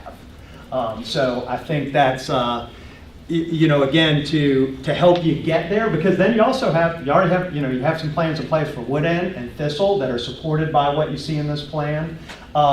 You probably want to be thinking about, like, what's the next thing we need to do to buy some land to make sure this doesn't get developed, or protect and preserve some of that land. So you might need to think about that and not be afraid to do it. I think you can convince people, again, if they know what they're getting. They're not always like, no. Some people do. No, don't raise my taxes. But if you say, hey, it's gonna cost the average taxpayer $24 a year, or whatever that is, probably somewhere in that range of $24 to $50 a year. Most people have that in their escrow. You probably wouldn't even notice it, because your escrow account in your bank has probably got some leeway in it. You wouldn't even, I've asked this before to people, I didn't even know my taxes got raised last year because it just was in my escrow. They didn't ask me for more money. It was covered, kind of stuff. It's like, well, it went for this part or that part. They're like, great, do more of it. Well, and I think, sorry to interrupt, Bob, one of the things that, I think what Kevin and I think this is a good conversation for committee to consider as we move forward is, look, y'all dedicated about $1.2 million in this budget for parks, whether that be operating capital or land purchase. One of the things Catherine and I have been discussing is, after this comes to y'all, we're going to be bringing forward an agenda item to talk about some of those needs we hope to use that funding for this year. We also have a capital budgeting process. And so what is our ability with current capital capacity to do certain things? That's a conversation that, from the CFO perspective, that we can have in a committee meeting to help y'all know what you have currently. So that's why we think about step one being, okay, what do we got right now and what can we do with it? And what does that look like in the short term? There's a medium term and there's a long term as well. So we do think these are conversations for future committee meetings or meetings where we can have a conversation about what we got, what we can do with it, what that looks like, and then what are the needs after that. And I think that's where we can go. I don't know if you want to speak to capital capacity. No, I agree. Everybody that's been here for a while understands, we sweep any surplus we have over general fund, the capital projects fund. We've got a 10-year capital plan that we go over the all typically almost, I think, every February, except for this last February. We are in a very good place with funding that right now. York County residents, we are financially very, very sound, and we have the ability to do a lot of these things. And just looking at, the revenue stream we have right now compared to the 8.75 that Josh alluded to, we're really not that far off at all over there.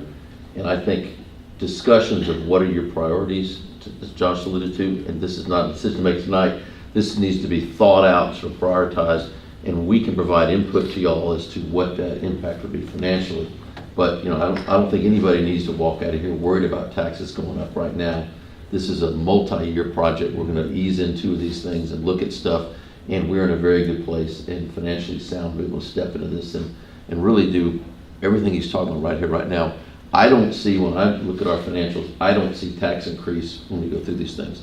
We always have that capability, and you always have the ability to do that, but I think we can accomplish a lot of these numbers with what we got right now. If we, again, we work through the process.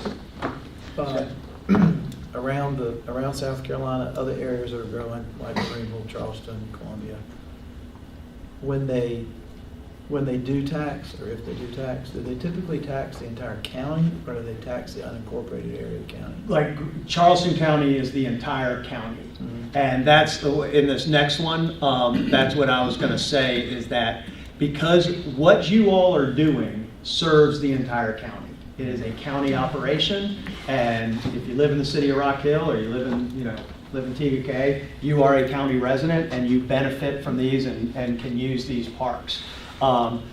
You know, I would, if I'm sitting in your chair, I would be advocating for, we need to have this be a countywide tax, and with the rec tax, and whether you keep it where it is or raise it, you know, whatever, that needs to be a countywide tax. Now, the other thing here is that the way that y'all do the rec distribution, the rec tax distribution right now, and again, my friends, you know, Brown and Mark Sexton and everyone, I'm gonna get phone calls from them. They're gonna yell at me, and that's okay, because I don't care about them that much. Some of my favorite people. I think that, again, you all have, you know, just a different way you're operating there, but I think it would be better for you all to consider capturing all that, and then, again, their programs, and I'm gonna say this, and they'll hate me for this, they're like youth athletic programs. Guess what? They told us, and this is the case in a lot of towns and cities, like it is in Clemson, for example. Like anywhere between, I think the low is like 50% up to 60% of their kids in those programs are people that live outside of their city limits, that are participating and making the choices to go there. So if you can play chicken with them a little bit, you know, and say, like, if they say, well, we're going to charge a differential fee, then kids might go somewhere else, or, you know, Rock Hill charges a differential fee. Kids decide to go to TUK because they're not, or Fort Mill, or somewhere else. Guess what? Their programs will suffer if they don't have the county unincorporated kids participating in it. They need them to make those leagues healthy. So, you know, a lot of places that are in this situation have gone to, well, we just charge a fee and that's the fee, and we're going to basically, you know, City of Clemson, we subsidize, we have a little bit of a differential fee, but we know we're subsidizing those kids from outside, because then we make sure we fill up all of our leagues and that we've got healthy leagues with enough teams in them. So what I would recommend you do is think about, instead of that allocation, is to think about using some of that, you know, come up with some criteria. If towns and cities do start charging a differential fee, and there's another recommendation in here too for to potentially have like a Parks Foundation, and a lot of places do this, have a scholarship fund that, you know, kids on free and reduced lunch and those kind of things, or even adults or seniors, you know, whatever the programs might be that they were using that allocation that they were getting to charge the same fee and provide scholarships. Not for that. I'm glad you pointed that out, because we've been valuing our rec funding, giving municipalities funding to kind of offset some of the costs that the city say they are incurring because of our kids or seniors, whatever, participating. I'm glad you pointed that out, because over the last several years, the city's sports programming, football, for example, they don't have enough kids participating, so they're combining schools to fill their leagues. So I'm glad you pointed it out, because one of the things that came up the last couple of years is that they were going to charge our kids extra money if we cut back the rec fund. Like you said, their programs will suffer. They're already suffering. So they can't hold it over our heads that, hey, we're going to charge your kids more. Well, you're already down to consolidating teams and stuff to make it work because of all this travel baseball, Yeah. travel football. So we're not high strung to have to bow down to satisfy them because we have some leverage. Yeah. Because if they charge more fees, like you said, kids go to York, kids go to TK, they'll go to Chester, they'll go wherever they can go for a reasonable fee. They just can't run the fee up because we cut back on how we've been doing in the past. Yeah, and parents are gonna take their kids where they wanna take them, like, you know, I mean, I bet you there's people that live in Lake Wiley that take their kids over to TUK or into Rock Hill, and, you know, people in Rock Hill that, you know, have their kids participate out in Lake Wiley, you know, at Field Day Park and that kind of thing. So, parents are gonna take their kids where they want. You know, most families are gonna be okay, you know, usually the fees aren't wildly different, as well. And again, I think, you know, football's a goofy example because football, even everywhere, is going down. But you're probably seeing some growth, or at least steady, where nationally, you know, you go to the Northeast, Midwest, where places are losing population, you're seeing all sports go down. We're staying at least steady or slight increases in, you know, soccer, baseball, you know, all of those kind of things as well. But again, if they raise their fees to the point kids stop coming, it's going to make their program suffer. So again, I think you got a little bit of chicken you can play with them there. But you know, again, that rec tax. And if you do keep it, I think you need to have some metrics and requirements that you have them do a report every year of who's participating, you know, how often, that kind of thing, and have some things that they have to give a report back to you that then you can base your next allocation off if you do decide to keep that, which I hope you don't. I hope you go this direction. Then the other thing that I was going to say, again, you got strike while the iron's hot. Consider zoning and policy tools like impact fees for parks, land set-asides, you know, from developers, to help secure and preserve some of that land. You are in a growth area. Your impact fees right now that I can find are only for schools. You only have an impact fee for schools. Y'all need to be charging impact fees for water, sewer, parks, fire, police. Do it all, get that study done, and whatever it is, it comes back at, charge that. It ain't slowing anybody down. It may, and you might want it to slow people down a little bit, but it's probably not going to slow them down. We just became the third highest impact fee in the state. Ours is now $9,300 per unit in the city of Clemson. No one blinked. And 32, and guess what? Parks and Rec is about the biggest part of that.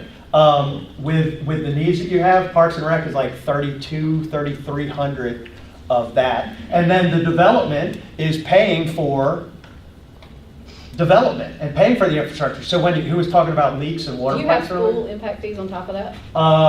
We have a school, John, has a school bond too. We don't have the school impact fees. I don't think. How many I would have districts? to look. What, we just won. Oh, Payne's yeah, County, well, we got 4. Yeah. Complicates things. Yeah, but. That's another strategic plan goal, let growth pay for growth, and that's coming to y'all next Yeah. month. And again, with the amount of growth y'all have coming, you all can get a big bucket of money that will pay. And the thing about Parks and Rec is that it can be county-wide, you know, investment there because. Well, I Another want $30 a gallon for my dadgum milk, then them people do all that. Cause I'm tired of hearing them complain about food. If, get my drift? I mean, that's, Well, this is just saying, let growth pay for. oh, I'm 100% for that. Yeah. But buckets of money and all that, everybody that I'm hearing from and all are struggling to buy groceries. Yeah. So, but the impact fees are only on new people moving in. And then that way, when you have those impact fees, like you said before, if you don't have those, those costs for all of that stuff get spread out all over everybody that already lives here for all the capital costs to build that stuff. So impact fees are only on new people moving in, and then How they do are. you determine who's new? It's, well, When new- Schools, is on new construction. New units. That could be somebody Yeah. moving from one side of the Yeah, county but to you're, the other. you're making the choice to do that. People that are making the choice to move. Yeah, Yeah. that's true too, but, you know, what about us that's been here long-term and our kids? Because they having to pay that too. Next month. Yeah. So if they build a new house. Well, that's true. Yeah. But If still. they build a new house. If they build a house, period, it doesn't, Yeah. it is a new house. Yeah. But what you're saying is, it's really a choice, either collect it as you grow, or we have to find. money Or it's gonna to get pay for spread it. out to everybody all the time. Everybody's gonna pay for it, or new people or people that are building new Oh, I get units are gonna pay that, for it. but I would like to look at deterring all the growth instead of inviting them more. Yeah, and unfortunately, you can't make them, you've got to do the study, and the study sets the price. Because if you did want to do that, then you say, hey, it's $100,000 per unit to build a house here. You just set the price to where it controls the growth the way that you want to do it. But I think what's unfortunately, you difficult can't about do it. that is that we have a county that has very different demographics Yeah. throughout it, and so trying to set that number countywide would be a little bit of a challenge, but I certainly take your point to mean we ought to look at that for a funding mechanism. This is really how do we, And not, yeah. what are we doing in terms of how we're gonna structure our park? And not just the impact fees, but land set-asides as development occurs, or paying into a land fund.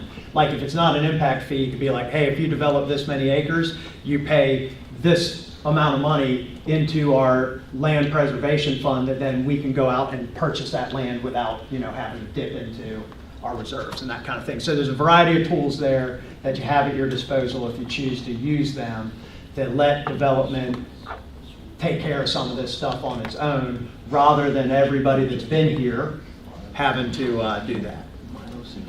Personnel plans. So again, I think in the plan, I think I've got these broken up a little bit differently into like immediate and some future there. But some recommendations here about the administrative office, administrative assistant, a deputy director, a park planner and project administrator. Y'all have got a lot of stuff coming up if you decide to go down this road with developing, even developing Catawba Bend, Wood End, Thistle, and what you currently have. The other thing that this person could do would be helping identify where's the growth going to occur, what do we need to do next, where do we need to be looking at land in the future. A trails coordinator. Again, I said there's 1,000 different people, working on trails in a bunch of different groups in the county. Having someone at the county level to help support that, because again, that's important to everybody. Literally makes connections between all the towns and people within the county as well. A program and events coordinator, just thinking about some of the special events and things that you might bring in, the kind of events that you bring to Catawba Bend with like cross-country meets and those kind of things. The director's office. Right now, you have a need at Allison Creek for a new ranger and a visitor center associate. Ebenezer needs at least 2 more rangers. Catawba Bend to get it open. Right now, your superintendent out at Catawba Bend is having to be out there doing, maintenance and keeping up with things. That person needs to be writing policy, thinking about like, job descriptions, training employees to get Catawba Bend open. You're going to need 3 new maintenance employees, 4 rangers, a gatehouse attendant, and a visitor center associate. Field days fully staffed for current needs. The Bethel Lake Wiley area, you're currently good there, but you're going to need to reevaluate that if you decide to, when you get Wood End and Thistle open and developed. Again, and that goes as any new projects that you decide to move forward with, keep the staffing levels up. Again, sufficient part-time employees on top of that. Parks and Rec is not a 8 to 5, 9 to 5 deal. It's 6:37 in the morning till 7, 8, 9, 10 at night, and some places overnight, kind of things that you might need to think about in the future. You need part-times to supplement. And then just from a level of quality perspective, right now you're outsourcing Allison Creek and Ebenezer. You may want to eventually think about insourcing that as things develop and how you develop, you might want to have an in-house crew to do those types of things. And those are some of the things you're going to hear from us as we bring forward an agenda item how to best utilize that 1.2. That 1.2 million. Like if I could Jedi mind trick you all right now, and have that decision in your head, I'd be saying put that entire amount of money into operations to start getting you to the point where you're getting towards that doubling of your funding and doubling of your staffing. Oops, I went backwards there. Marketing, promotions, branding, positioning. We heard a lot about this in the focus groups, and in the survey. Again, improving communications, a dedicated person. We had that as one of the administrative staff there. I think, a consistent brand across where you have York County in the name of all of your parks, and you've got a couple different brands and logos right now. You need to tie that together so people know what they're doing. I always joke about Aiken County. We did a plan for Aiken County this a while back, and we'd say, hey, what's your favorite Aiken County park? And everybody named like North Augusta and City of Aiken parks and had no idea what the Aiken County parks were, and none of them named any of those. So I don't think that would be the case here, because y'all got some really cool stuff already, but making sure that people know where they are. I said, you're already in that visitation business. And again, there's some advantages of that. Adding tourism to your name because you are bringing people in and things that you do in the future. It also just sets you up a little bit better as you're using accommodations and hospitality taxes for funding. Having tourism in your name gives you cover there and sets you up where you have a little more leeway, particularly with accommodations tax, in what you can do with that, because the state law on accommodations tax is pretty tight, a little looser on hospitality tax. But because you're already in that business, Catawba Bend's going to get you even further into that business. That's where that recommendation comes from. And again, adding that coordinator, I think will help, county level, working with a county level public information officer, making sure that, everything's consistent, you're following the right policies, but it needs to report through Parks and Rec and be specific to Parks and Rec. Again, consider creating a Parks and Rec commission and committee and a Parks Foundation. Y'all are a big enough operation, you got complex things coming. I think it would be good for y'all to think about appointing a commission or a committee, whatever you want to call it, to be the go-between you all and staff and the public to kind of help manage these things, get input, and be a conduit as you go forward. And then the Parks Foundation to specifically help raise money, scholarship programs, and future initiatives. Parks and facilities. This is where Watts was taking part of my thunder earlier with as annexation occurs and how it occurs, or if it doesn't occur, depending on the direction y'all go with water and sewer and who's providing that. If the cities end up annexing everything, they need to be providing a lot of that, traditional stuff.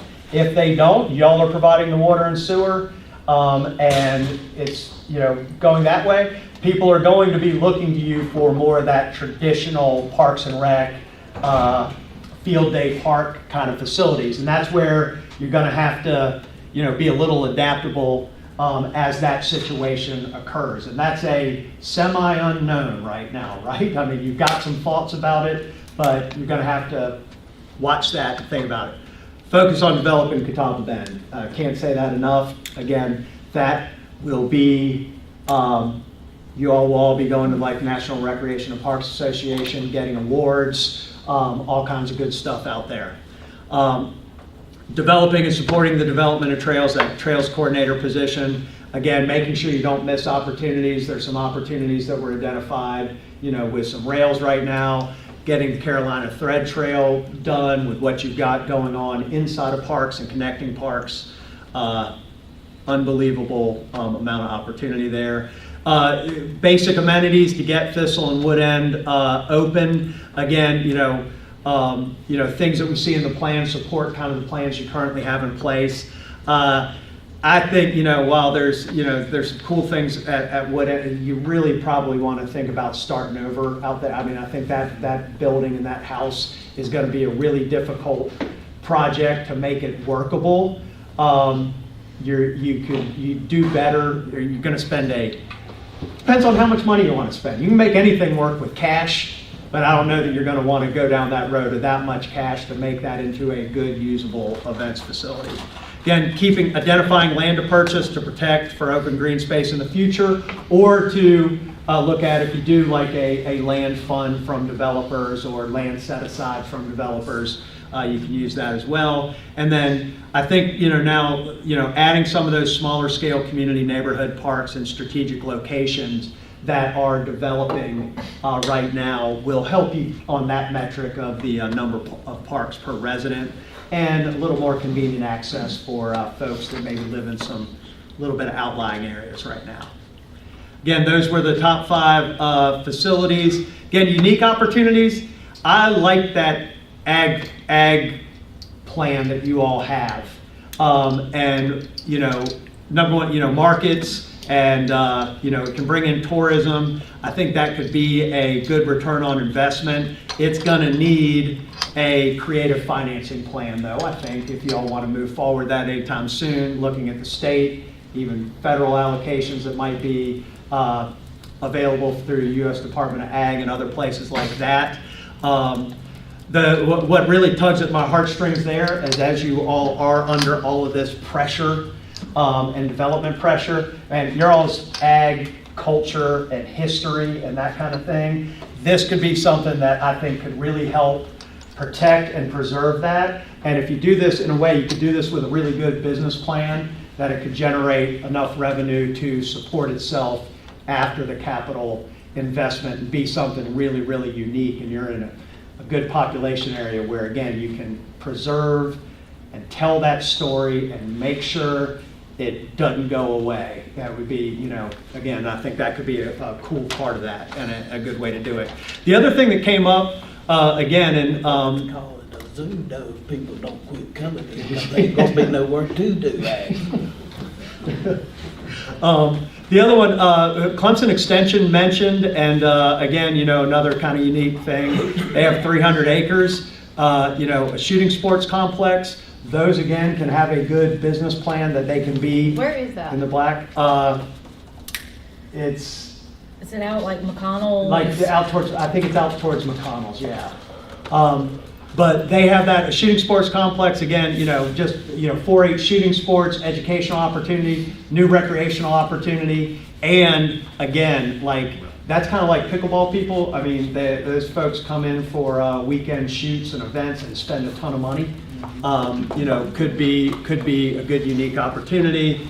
And then finally, these were the top 5 program recommendations. Again, special events, markets, you got something going at Goat Farm now, but, it hadn't been, my understanding is it's been okay, but it hadn't taken off how y'all expected. Like at an ag facility, that kind of thing, I think you could do that. I know some of the towns already have markets, so maybe look at partnerships there with how to, expand those. Special events are always good. Adult fitness and wellness, that's good, but you're jumping into a competitive pool with private sector, YMCAs and places like that. So I really think your best things to focus on if you're going to look at things moving forward are those water-based recreation, and then that nature environment, outdoor recreation, and maybe fill in some holes or gaps in special events. I would, markets and adult fitness, I'd probably, if I was going to rank, re-rank these, I might put those down the list a little bit, because you got some of that going on already and you're jumping in a competitive pool. But these and special events, I think, if you're going to get into that area to fill some niche and void, that's a good place to be. Thanks for your patience. I know that was a lot at you really fast. Great work. Questions, comments, feedback? I think one of the things I'm hoping y'all think about is how do we navigate through these decisions with y'all over the coming months. So I think that's something important. We don't want to just receive the plan. We want to make sure we're thinking through what y'all want to do with it. So any comments or feedback? Now, look forward to vetting it, that's for sure. I really do think that the consolidation is important, because just as some of the changes with Todd End, but I know that the community, at Thistle and Wood End, and the not having the capital to be able to build out all of those parks with that existing and understanding the desire to want to make sure that there's county buy-in for that. It also consolidates marketing, it consolidates name recognition. You get everybody on one team. I think that's probably the most important thing. Getting a lot of the basics right first, I think, is important as you consider kind of growing forward. Because y'all are in this funny place where you've got this amazing resource and you've got like a lot of stuff out there, but it's almost like this hyper growth thing. You jumped into it as a county department, and there's like in business there's something called hyper growth where like you grow so fast and you've got such good things going on. Some of the times it hurts you and it keeps you from being successful. So getting those fundamentals right, man, this is an exciting place. Like looking at it from the outside as a person that's spent their entire adult life, thinking about Parks and Rec. This is really exciting stuff that y'all have going on. But important because you're also target on the back, stressing Tommy out with the growth and everything that's coming. That this runaway train that you're on. Like again, catching up with it to keep up with it, so you can get ahead of it. And not lose everything that's important to some people. Stress that Tommy had. Yeah. What else? What other feedback, questions, and closing? People want to get going, but anything else y'all want to share? I'm working on that on the recreation tax, which has been a thorn in our side for a long time, and way before me, these two can attest to that, and taking a look at the options, some of the options that you put out there, I think are very interesting that we hadn't thought about, or maybe you thought about them, but I think one thing that's very important, and I've said this so many times, and that is that, you're talking about adequate public facilities ordinance, what you're talking about when you're talking about the impact fees. But if the schools and the county don't work together on these things, so we've got, Tishel Advice is doing a study, they're doing independent studies for schools. I mean, it's rumored that Fort Mill's gonna come out with a $25,000 impact fee. Well, that doesn't leave the county much room. So I think those two entities have to work together and come up with something that works for everybody, where they can have the schools and we can have the parks and the infrastructure and things that we need as county residents. And I think Fort Mill's impact fee already just for regular development is already, maybe it's Fort Mill and Mount Pleasant are the two highest, and then Clemson's now third on the list. You're talking about the town, I think California has a $10,000 impact fee. She's talking about the $18,000. Yeah, for the schools, so it's going to be over 25, it's going to be probably 35. The intent is really not to stop the growth. The intent is to have growth pay for growth. Growth pay for growth. And so what happens though is when the schools are maxed out, then you do start to impact the growth. When you're going to tell somebody that, hey, the school's going to get 18,000 and the county's going to get, another, I don't know, you said 9,300, but that. I don't know, you got to do the study. Right, but whatever it is, those numbers just, if we're not working together, it's the left hand doing what the right hand's doing, and then we end up with something that doesn't work for either side. It doesn't work for the people. It'll mess up Fort Mill, but it'll be okay for the rest of the county. Yeah, but has anybody ever looked in when you talk about that?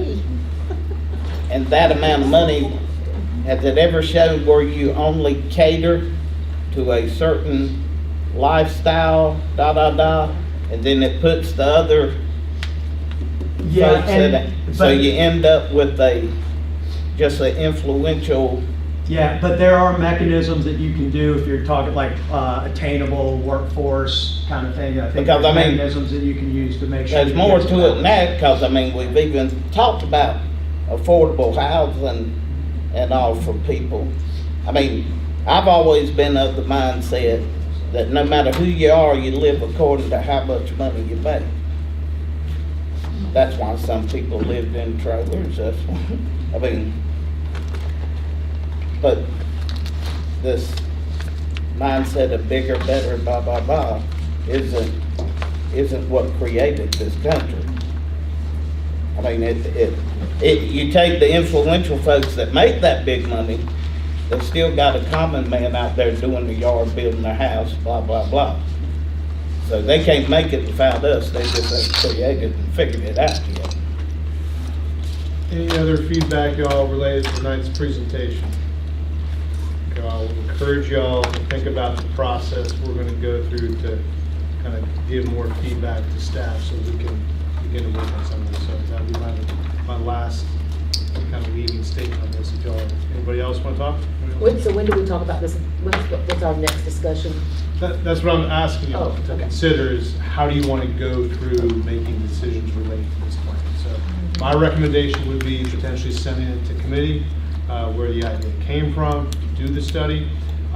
As staff, when we build this budget and we begin to work with Catherine and she's bringing forward an agenda item this year, we would like some of these things to be discussed and vetted by you on the lead up to the budget development. So January, February, March, I think we need to continue this conversation. So whether you don't want to do any of this, if that's what the case, then you need to tell us. If you do want to do some things, then I think we begin to unpack, is it year 1, is it year 3, is it 5, is it 10? And then we're able to really answer some of the financial questions at that point. And as y'all dig in committee and that kind of thing, I'm glad to come over if I can, or hop on Zoom with you as you're going through some of these things. If you have questions and that kind of stuff, I'll be available as y'all continue forward to make this initial round of decisions.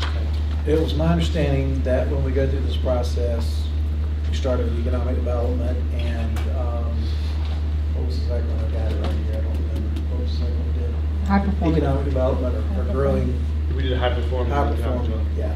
So we've already referred that portion, the Economic Development Committee, for us to work on. So it would make sense that you would refer this to committee, and what we work on next will get referred to different committees as well.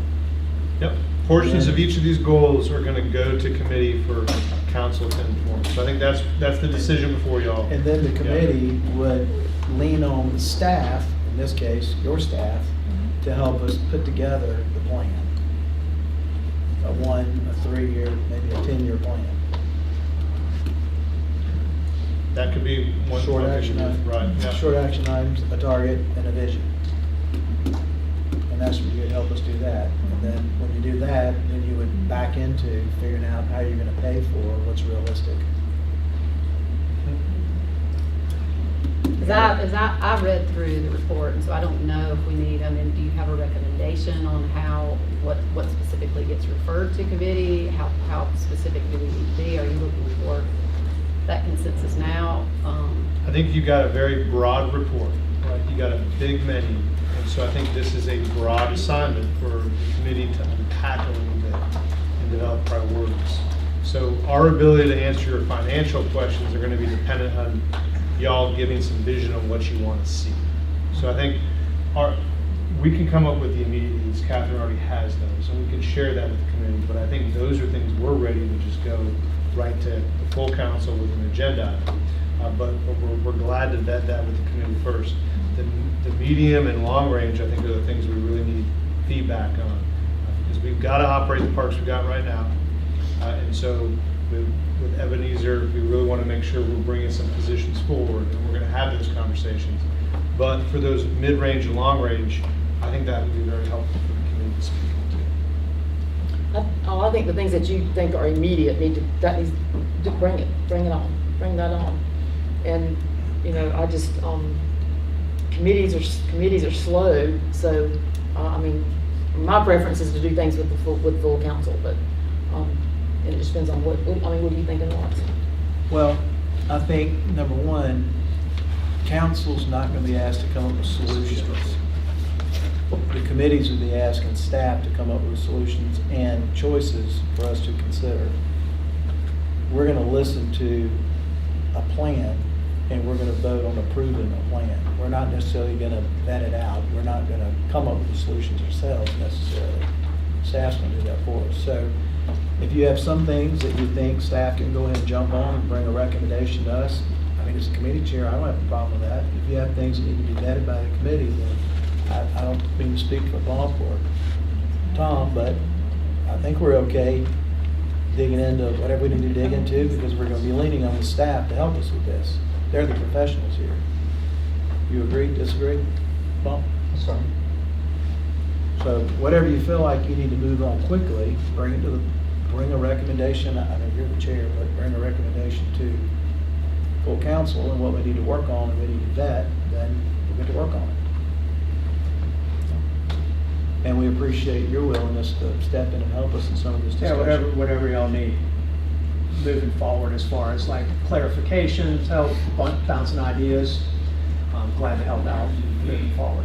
Since he's planning to move here, he wants to be sure Yeah. to get it all right. Neely Store Road, he's gonna be down there. That's right. I've heard no objections to the proposal. Well, we appreciate y'all. Dr. Brookover, we appreciate you. Thank you all for the opportunity. This has been a great project, and again, greatly appreciate y'all trusting us and having us here. I'm afraid. So, Meeting's not over yet. You gotta. What else do we You're need gonna to be. do? That's it. Do we have a motion to adjourn? Yes. We have a motion second, all in favor say aye. Aye. We are adjourned.